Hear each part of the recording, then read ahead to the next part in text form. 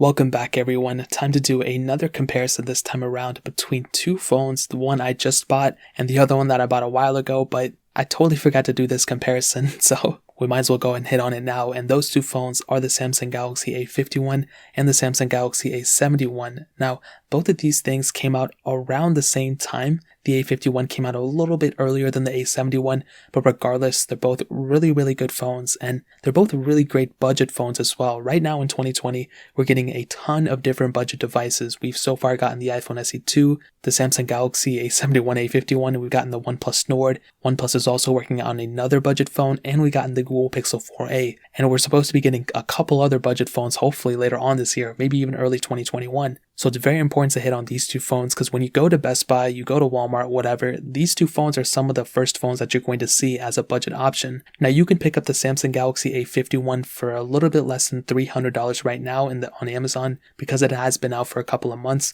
And the Samsung Galaxy A71 you can pick up for less than $400 on Amazon. So I'll leave both of these linked down in the description below so you can get them from there and help support the channel at the same time. Now starting off with the front and specifically with the A51, you're getting a 6.5-inch Super AMOLED display on that phone, and it is 1080p, so full HD. And this panel for the most part is actually a pretty good panel. When I was using it, I personally didn't hate it. I thought it was pretty decent. And the best thing about this display, there's two things. One, there's a very little bezel around it and you're getting that hole punch display. But on top of that, you're getting a fingerprint sensor in that display as well. And you're getting it also on the A71. And what's really cool about this specific device is that just remember, okay, if you can rewind back just a couple years ago, maybe 5-6 years ago, phones that look like this were the dream. That was a phone like this probably in five years ago, probably even 3 years ago, cost $1,000 or $2,000 or something like that. You can even fathom a phone looking like this eventually. And this is what our budget phones are looking like now, which is insane. So this phone for sure, in my opinion, in terms of the display,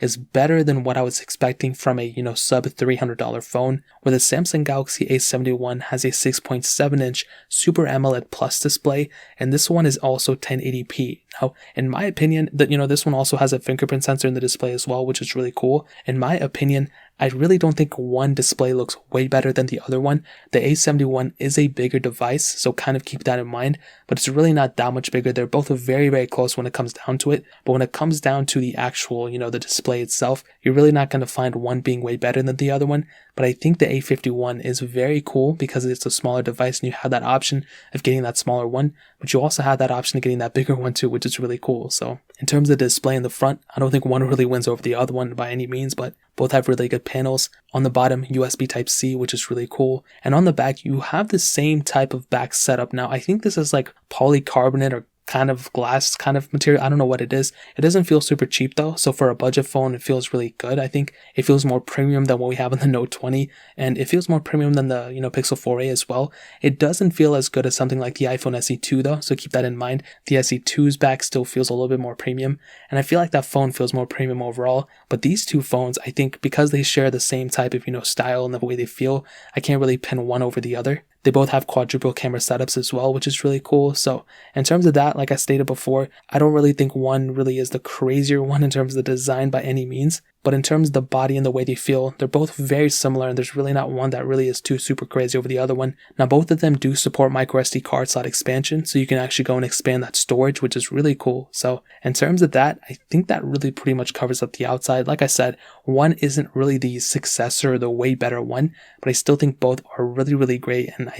And for the price that you're paying for, I think it's kind of easy to, just understand, okay, they had to cut some corners here and there. So in terms of the outside, that really pretty much covers it up for the most part. Now hitting on the software, both these are starting off with Android 10. They're both going to be getting Android 11 at some point and possibly even Android 12. I don't know how Samsung Galaxy's A lineup of devices software experience works, so I don't know if it's getting an extra year or two of software updates.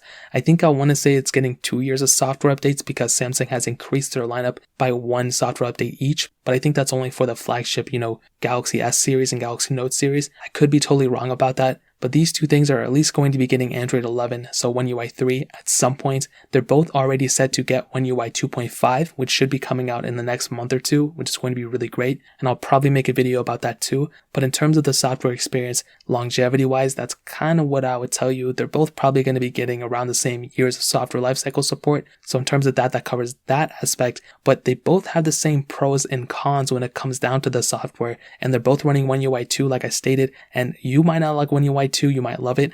I personally am not a fan of the way it looks. I never really liked it ever since TouchWiz, early on TouchWiz to the last Samsung experience or whatever. I never really liked it. That doesn't mean you won't like it. I would recommend putting a custom launcher on it though, just downloading one from Google Play and installing it. I would recommend doing that. That'll really kind of brighten up your whole entire experience of this device. And with a phone like this, it's not like the craziest performing device. And there's always like random bells and whistles and pop-ups and stuff, so it's good to have a clean launcher at the very least. So in terms of that pretty much covers up the software lifecycle of it. Now hitting on the performance, the Samsung Galaxy A51 has that Exynos 9611 chipset, octa-core CPU, and there's several different models of it. The base models have 4 gigs of RAM, the mid-tier model has 6 gigs of RAM, and the top-tier model has 8 gigs of RAM.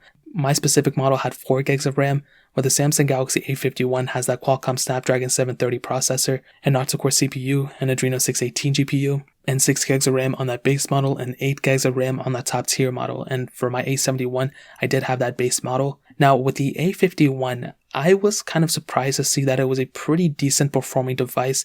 It didn't feel slow by any means, but you could tell it wasn't like the craziest performing device. And Samsung knows that, everyone knows that you're not going to be getting Samsung Galaxy S20 experience from a phone like this by any means. And even though it kind of looks like it, it really doesn't perform like it by any means either. And I can say that same thing with the Galaxy A71, but for the price that you're paying for, I think it's a pretty good experience. Now with the A71, it definitely is, I think, overall faster than the A51. I recently just compared the A71 to the Note 20 in terms of the speed opening and all that stuff, and I saw that the Note 20 obviously was the faster one, but there were some times where the A71 was actually a little bit faster than the Note 20, which was really surprising to me. So like I said, I don't think one is like the consistent fastest one in the world, but I do think when it comes down to both of these, the Galaxy A71 is the faster one than the Galaxy A51 as expected.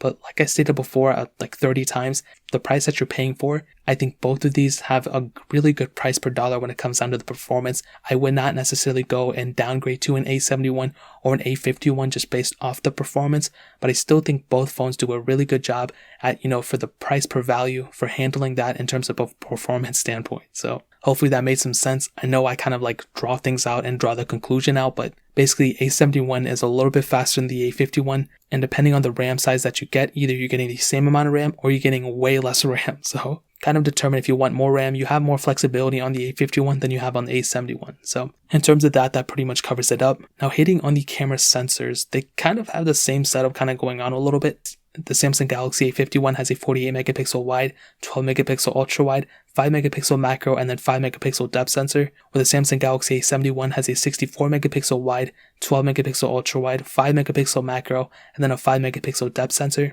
Both can do 4K at 30, and I would honestly say, okay, probably the A71 is the better camera, but there's a lot of functionality between these that is kind of, not necessarily super important. Like with that macro and depth lens, I don't know how many average people are going to be using those lenses. They're most probably going to be using that wide or the ultra wide sensor, and I'm glad they put an ultra wide sensor in here and not a telephoto, because I would way rather have ultra wide sensors than telephoto lenses. It would have been better if they had both, but still, I think for the most part, the camera lenses on these things are good for the budget phones. They cannot do 4K 60, so keep that in mind, but I still think 4K 30 for a ton of people is perfectly fine. They both have 32 megapixel cameras on the front and both can only do 1080p. I don't know why they had that high of a megapixel count and only shoot 1080p, but it is what it is. I think in terms of the camera sensors, that pretty much covers it up. The A71 is probably the better one, but the A51 is, probably a little bit over there too. Now ending it off with the battery life, the A51 has a 4000 mAh battery, the A71 has a 4500 mAh battery, and this is one area where I think the A71 is probably the biggest, if you're going from the A51 to the A71, this is where you're probably going to see one of the bigger jumps at, because the A71 has a really, really good battery life. The A51 also has pretty decent battery life, but I would still give the edge to the Galaxy A71